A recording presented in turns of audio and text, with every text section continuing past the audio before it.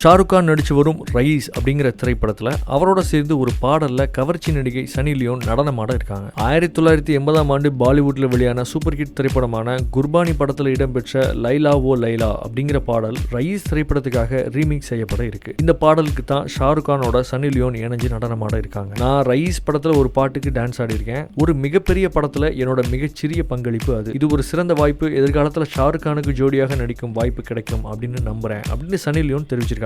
ராகுல் தோலக்கியா இயக்கி வரும் ரயீஸ் திரைப்படத்தில் நவாசுதீன் சித்திக், ஃபர்கான் அக்தர் போன்ற முன்னணி பாலிவுட் நட்சத்திரங்கள் நடிச்சிருக்காங்க. இந்த திரைப்படம் அடுத்த ஆண்டு வெளியாகும் அப்படின்னு எதிர்பார்க்கப்படுது.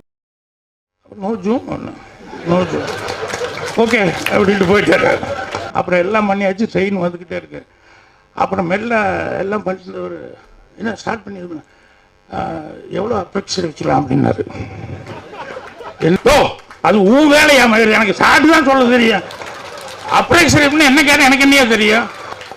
இல்லை உங்களுக்கு இதெல்லாம் தெரிஞ்சிருக்கும்னு நினைச்சேன். எனக்கு எங்கே இதே கற்றுக்கல ஒன்றா என்ன 2வது படத்தில் வந்து எனக்கு தெரியுமாங்க ட்ரெயின் வந்துருச்சியா என்ன வருதோ வச்சு எடியா ஒன்றும் I am having but little doubt அப்படி இப்படின்னு சொல்லிட்டு அப்புறம் எப்படியோ சிவகுமார் சார் வந்து ரொம்ப காதலிச்சு ஒரு விஷயத்தை பண்ணார். ரஜினி படங்கள்லாம் 2-3 படத்துக்கு பண்ணார். இந்த ஆஃபீஸ்க்குள்ள நான் நுழைய முடியுமா? நான் எவ்வளோ தடவை வந்திருப்பேன். என்னை விரட்டுவார் சார். வாசல்லிருந்து விரட்டினா கூட பரவாயில்ல, இங்கிருந்து வள்ளுவர் கோட்டை போகிற வரைக்கும் ஏய் நீ எங்காவது மறுபடியும் திரும்பி வந்தேன். ஒரு வாரம் காஞ்சி ஹோட்டலுக்கு வந்து இதையே பேசிட்டு இருக்கிறேன். என்ன சொல்லுங்கப்பா? அதான் சார் அசோக்குமார், டார்லிங்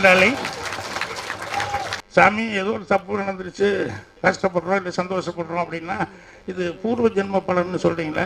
அப்படின்னா ஒருத்தர் முதல் ஜென்மத்தில் சந்தோஷமாக இருக்கிறது கஷ்டப்படுறதுக்கு யாருங்க காரணம் அப்படின்னு சொல்லி சிரித்தார்.